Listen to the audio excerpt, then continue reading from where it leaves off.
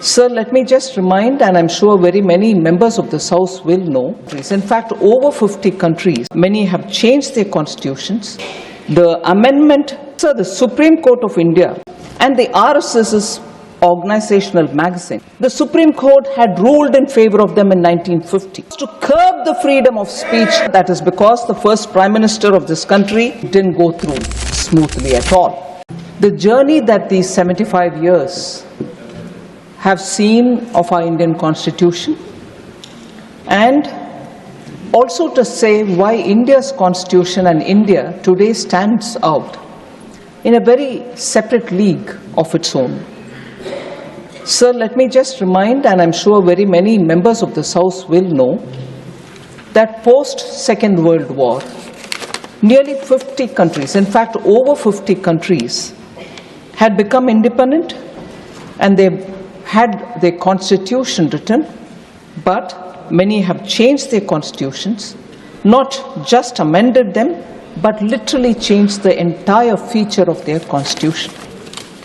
But our constitution has stood the test of time, of course yielded itself to very many amendments. The issues related to the amendment, or which triggered the amendment itself, which is the freedom of speech and expression.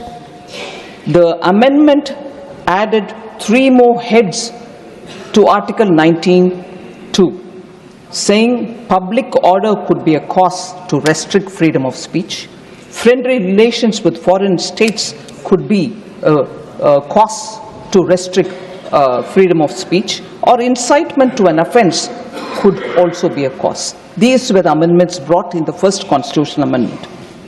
Sir, the Supreme Court of India, even in 1950, 1 year before this amendment, had passed 2 landmark judgments that paved the way for freedom of press under Article 19(1)(a).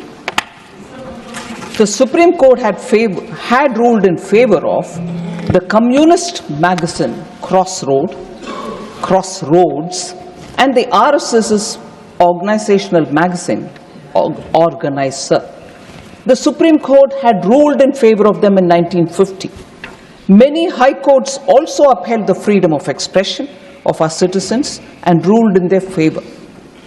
But in response, the interim government thought that there was a need for a first constitutional amendment, and that was brought in by the INC, and it was essentially to curb the freedom. So India, a democratic country, which prides itself even today about freedom of expression, saw the first interim government coming up with a constitutional amendment which was to curb the freedom of speech of Indians. And that is within 1 year of adoption of the Constitution. So,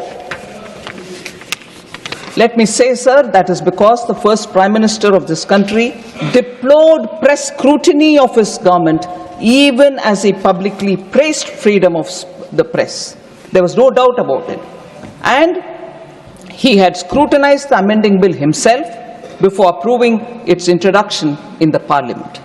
In the Parliament, sir, it didn't go through smoothly at all. The voices which spoke about it, and I will also refer some of the observations made by eminent members, vehemently who opposed it. Sri Shyama Prasad Mukherjee said, you can pass a law, I'm quoting, sir, you can pass a law and say that the entire task of framing, interpreting and working the Constitution will be left in the hands of Pandit Jawaharlal Nehru, assisted by such people whom he may desire to consult. I would think it was a snide remark, saying, oh, you do it all yourself with the people who you choose to have and not with the approval of the Parliament. That was the extent to which Pandit Shyama Prasad Mukherjee was upset about this amendment. Sir, he also said, you're treating this Constitution as a scrap of paper. You have declared preamble of your Constitution that you have done something unheard of in history, that within so short a period of attainment of freedom, you have trusted the people of this country to draft a Constitution You have given a charter of rights to them.